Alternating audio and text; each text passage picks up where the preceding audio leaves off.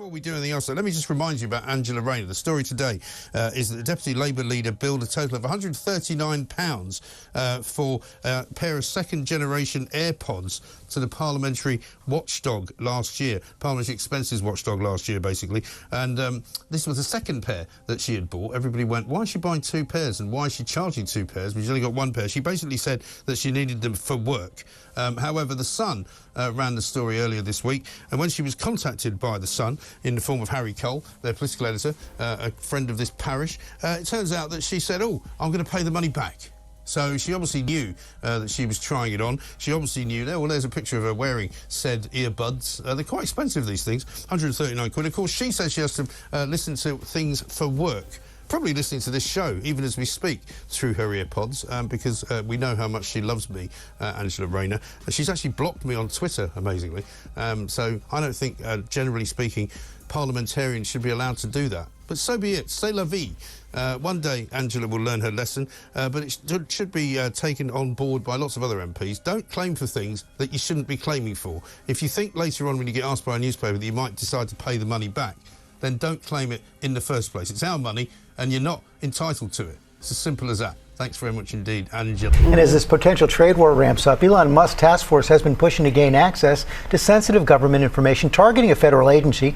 Chief Washington correspondent John Carl has that story. Elon Musk just exposed Angela Rayner on live TV, and the fallout is explosive. The internet is in chaos, and her political future hangs in the balance. In this video, we'll be talking this fallout and other issues facing the UK.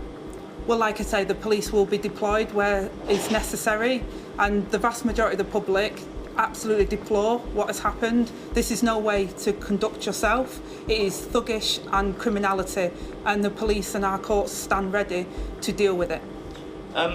What do you think about what Elon Musk has been tweeting about Britain and the Prime Minister over the last few days? Well, what I say is that all social media companies have responsibilities as well to deal with fake news. We've seen a lot of fake information being shared online platforms. We've seen a lot of hate, and people have a responsibility to not conduct themselves and to amplify that, but actually to deal with the online misinformation, but also not to spread that hate.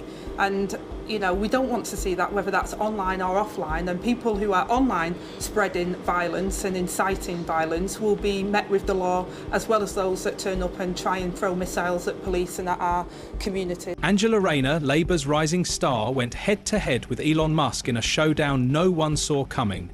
She's known for her fiery speeches, he's known for shaking up the establishment. This was bound to be explosive. But you're not prepared for how explosive it actually got.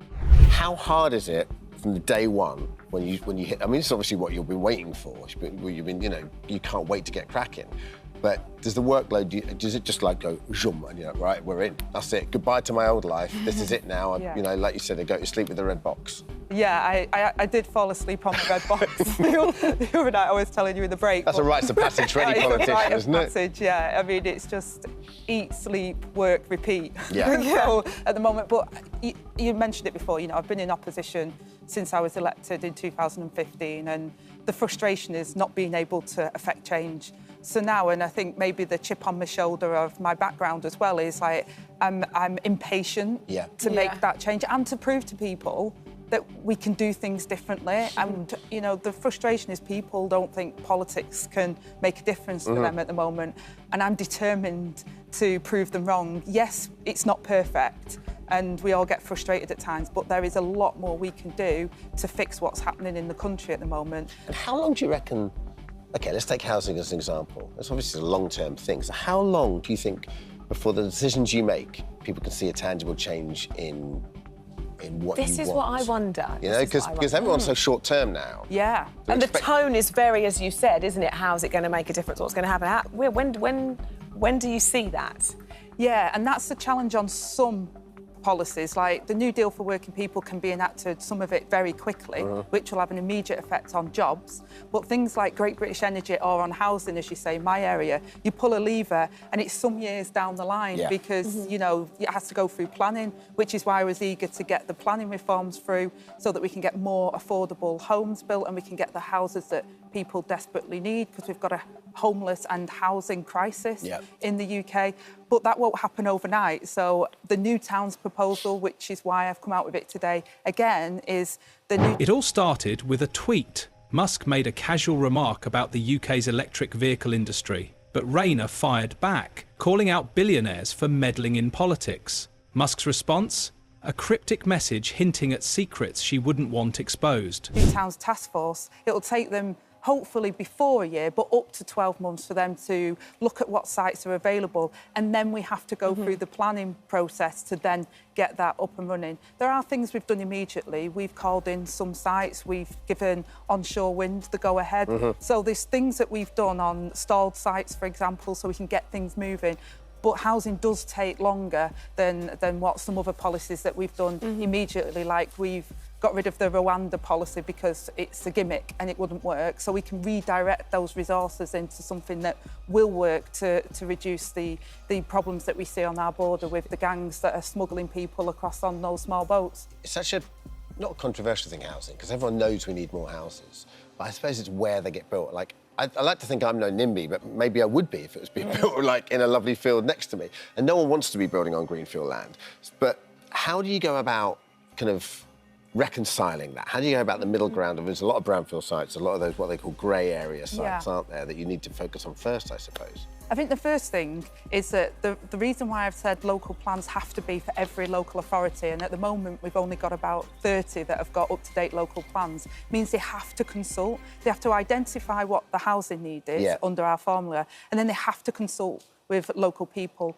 And then when you've got the plans, it's about making sure that infrastructure is placed. So the planning is a crucial bit of getting the infrastructure. Right, because it's all about the hospitals and schools. Yeah, because I think a lot of the time people genuinely, there isn't a family that hasn't got a housing need that isn't met in the UK at the moment. So people are not like NIMBY for NIMBY reasons. They're saying, well, hang on a minute, our roads are already congested, we can't get a GP appointment, and now you want to build more houses here.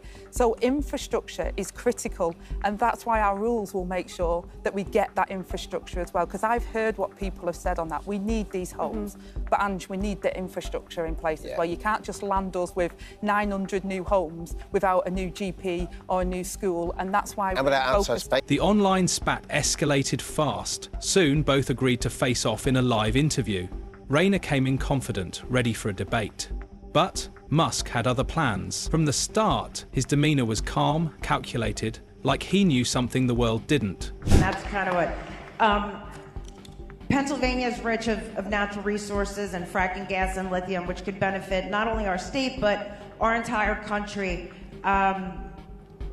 However, many residents, and I have to be honest, along 350 miles of Pennsylvania had real challenges like eminent domain and the destruction of water sources, such as what happened with the Mariner East pipeline. How can we ensure that while utilizing these resources, we work closely with local governments and residents without the federal government overreaching and forcing land from homeowners? Effective communication with citizens and their involvement in these decisions is crucial. What role do you see for technology or private industry in making sure that this process is transparent and fair? Because believe you me, lots of people were forced with eminent domain and aquifers poisoned all across Pennsylvania, including our veterans. And this has been a real problem since 2016. So we want to support our workers and use our gas, but we need to be careful of what we're taking from people who've lived here, families for centuries. Certainly, I believe in sensible regulation. So, but what I see happening is that there are all sorts of, there's a mountain of rules that actually don't benefit people, and then there's missing rules that do benefit people. So it's this bizarre Kafkaesque nightmare of regulations where ultimately the good of the people is not served. And we get regulatory delays for things that are fake. Meanwhile, bad things are allowed to happen simply because someone filled out the paperwork and gamed the system. So this is what I mean. It's when I say the Department of Government Efficiency, I mean addressing addressing any issue which is not in the interest of the people, and we do need to, at times, fight against what large corporations are pushing for, because some of them are very short-term, and some large corporations do bad things. Corporations are like people. Like some people are good people. It's like, some corporations are good, some are sort of meddling, and sometimes some corporations are bad. And it's just like people, is the way to think of corporations. So we've got to stop the corporations that want to do bad things, make sure they're doing things that are in the interest of the people. And then corporations that want to do good things, they shouldn't be slowed down by smothering regulation. Musk didn't waste time. Instead of engaging in a back and forth, he steered the conversation toward Rayner's past. She held her ground, but there was a shift. Her usual confidence wavered. Musk wasn't just debating, he was setting a trap. The immigration thing, what was it? 700 migrants have arrived in 11 boats. Angela Rayner yesterday announced, or today, she's abandoned plans to give Brits council house priority. Brits who pay their taxes and work.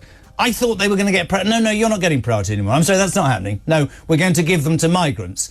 And then even worse, Labour's decided to drop a plan to ban terrorists from social housing. Now, call me mad, right?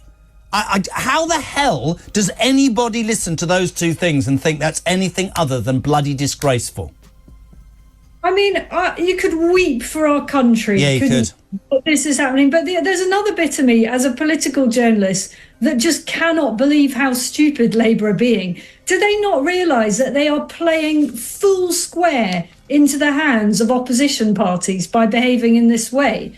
This is as stupid as it gets politically and as appalling for our country and for healing those divisions that they claim to want to heal. How are you going to bring our society together if you continue to act as if you are not just not prioritising our own people, the people that have grown up here and paid their way into the system and are fully part of our community and respectable citizens?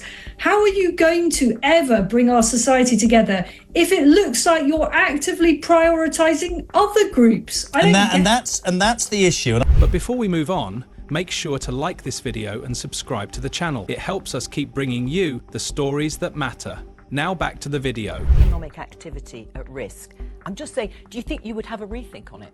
Well, I think that there was an imbalance, and we spoke to many businesses. They've been working with us to get the Employment Rights Bill forward. Can you name a company, a few of them, that have welcomed these proposals? Well, we've worked with many of the companies. Name a few. I've worked with so many of them on this. I've had many roundtables, as has the business secretary, and they've very much welcomed the work that we've been doing on making sure that people... You must be able to name a few, because I can name all the companies, the recruitment companies, Hayes, Manpower, Randstad. They've signed the letter saying this is the wrong approach. You're going to put jobs at risk. Which are the companies that have welcomed your employment rights? Well, like I say, I've spoke to many companies. We've had many roundtables with them, and we've been discussing it, and they've acknowledged that there has to be a balance and broadly welcomed it. We've made changes as opposed to, for example, on the probation periods when we listened to what business said. So we have the probation periods as well alongside the balance of rights from day one. Will you get me a list of those companies, and then we can call them and say, do you welcome Angela Rayner's proposals? Well, there's been many of the companies that we've worked with, like I say, so many of them. Then came the moment that changed everything. Musk spoke about transparency in leadership, but his words carried an unspoken warning. Rayner's expression hardened for just a second, subtle, but enough for sharp-aimed viewers to notice something was off. Do you think house prices need to come down to make things more affordable? Well, we've talked about making sure that the elements of the Employment Rights Bill is about making sure people have better pay terms and conditions. We've talked about the affordability. In many areas, it's 8 times an annual salary, way beyond where people can get housing. Yes, so that's why supply. So that's why supply is important, so that people can get those homes. We're doing a mortgage guarantee scheme so that people can get on the housing ladder, because far too often the problem with why house prices are going up so quickly is because supply is in demand, and we haven't fixed the supply problem. But would you like prices to come down? Because a lot of people watching this morning might think, what's the point of this huge effort to get homes built if actually prices don't come down? It's not necessarily prices coming down, it's about supply and making sure that those houses are there and available so that people can afford them and are able to get them. Because if we don't fix supply, then house prices will continue to go up as demand goes up. So that's why we're focused on delivering the supply. What did Musk know? Behind the scenes, his team had been digging deep, tracking records, contacting former colleagues and analysing every detail of Rayner's past. What they found was enough to challenge everything people thought they knew about her. Conservatives with the Liberal Democrats stole this money from those women who were born in the 1950s. It's completely unacceptable, and millions of women have been plunged into poverty and don't just want handouts by Social Security. They want their money back, and quite rightly so. They should be feeling angry about what the government did, and we will right that injustice, because justice is a price worth paying. People should have confidence in their government that they ain't going to steal their pension. It fundamentally undermines the contract between the state and its people. Musk had a dossier, meticulously compiled and packed with revelations. It exposed connections, secret meetings and strategic moves that painted a far more complicated picture of Rayner's rise in Labour. The controlled narrative she had built was now unravelling. Set to donate £100 million to Nigel Farage's Reform Party. If that's true, it would be, as I understand it, the biggest political donation in British history, and it would sure put rocket boosters, if you'll excuse the SpaceX pun, under reform ahead of the next election, wouldn't it? Musk didn't hold back. He revealed records of undisclosed meetings with corporate lobbyists, directly contradicting Rayner's working-class image. For a brief moment, her composure slipped. The room was silent, the weight of the revelation sinking in. He'd like to get rid of Sir Keir Starmer before the next general election. He believes that Western civilization is threatened. There's been a lot of pushback. I think the Labour government's policy seems to either be to answer journalists' questions by attacking him or else trying to ignore him. But you sort of said that China can't be ignored. Elon Musk is essentially the richest man in the world, and one would argue perhaps one of the most powerful men in the world. I don't know how powerful he is as compared to how powerful he believes he is, if you see what I mean. And he doesn't have any power in and of himself. I mean, he runs some very big organisations, obviously X being one, which obviously does have some influence in some quarters. He's probably most influential in the world because of his close relationship with Donald Trump, for as long as that lasts, and who knows, we'll see how long that lasts.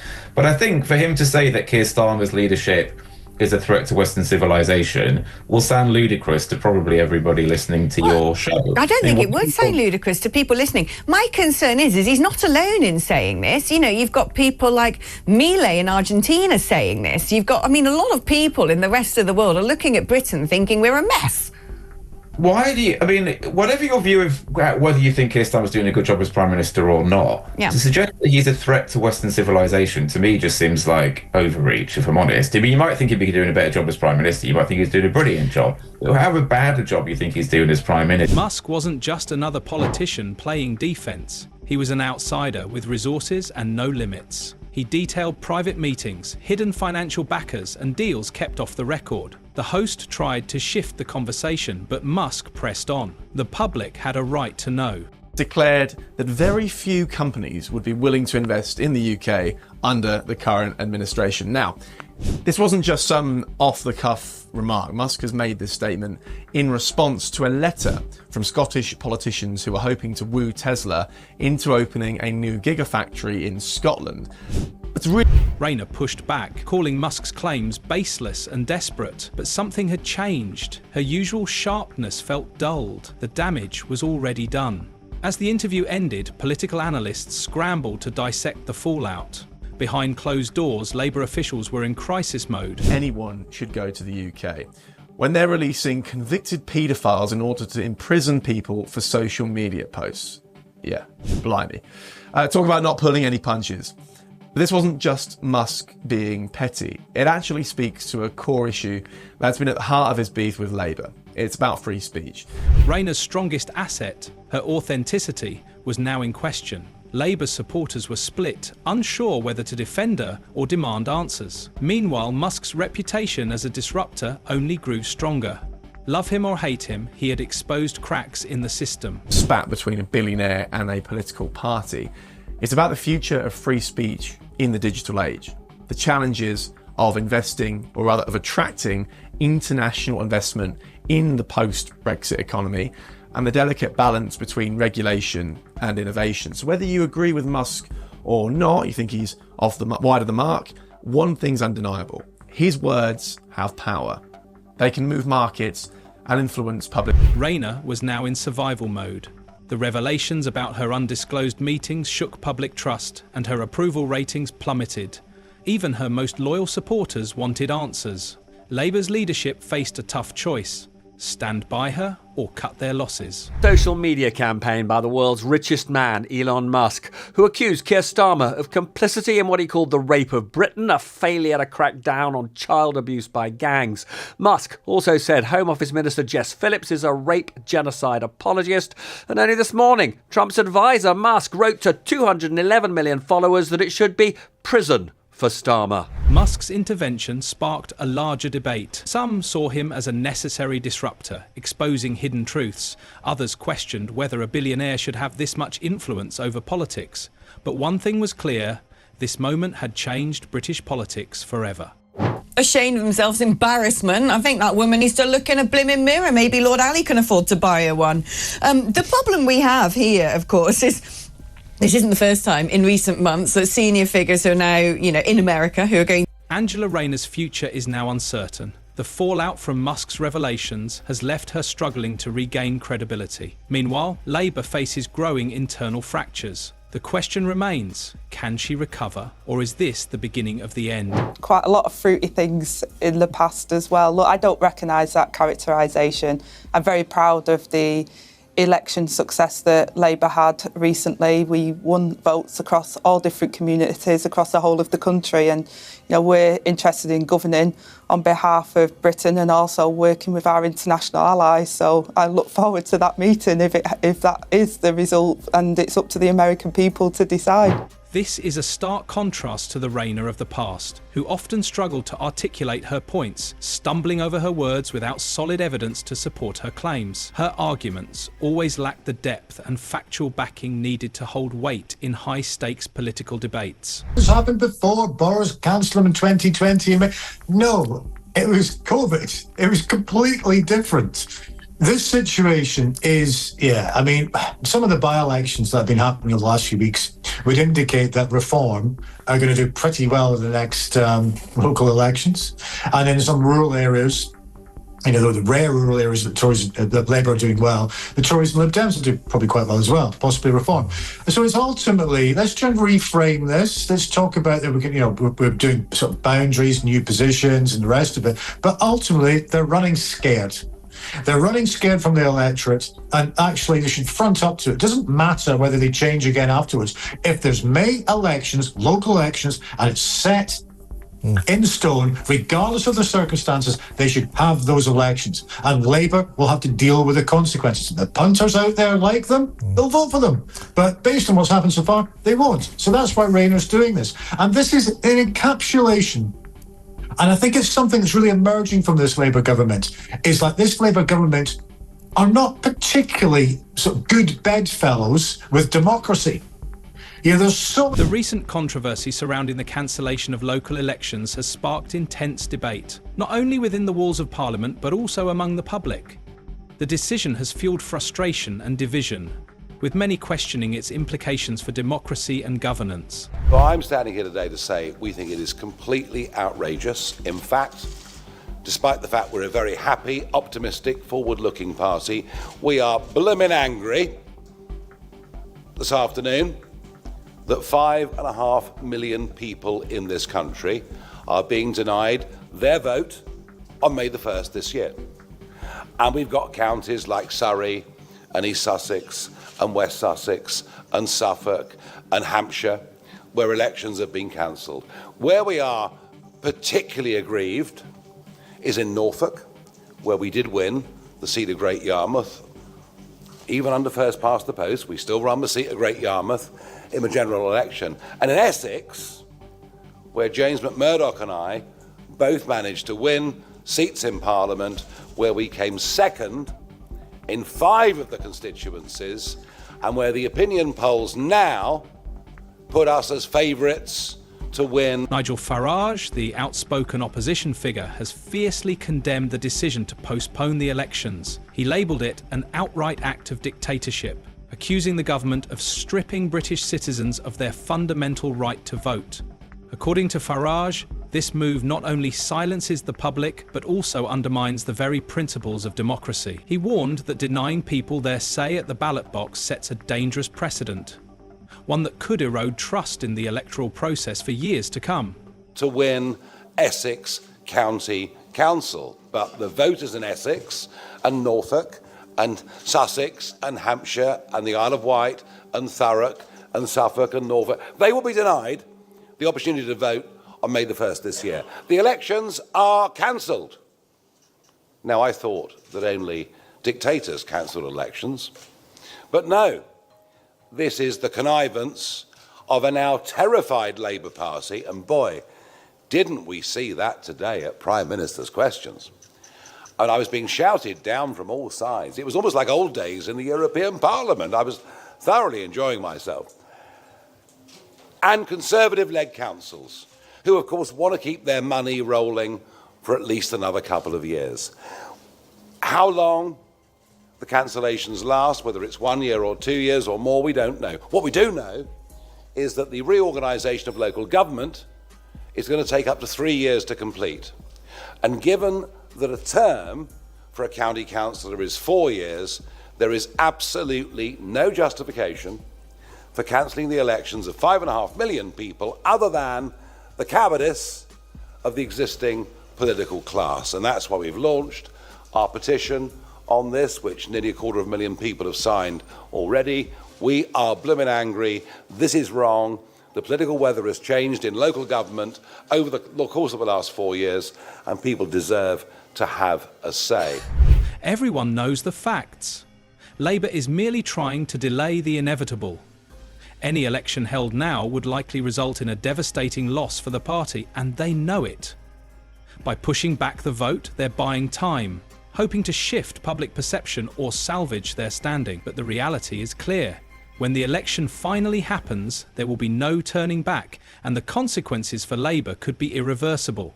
Now, Labour is at a crossroad. What does the future hold for Starmer and his team? Stay tuned, because this story is far from over. Share your thoughts in the comments, like, subscribe to the channel.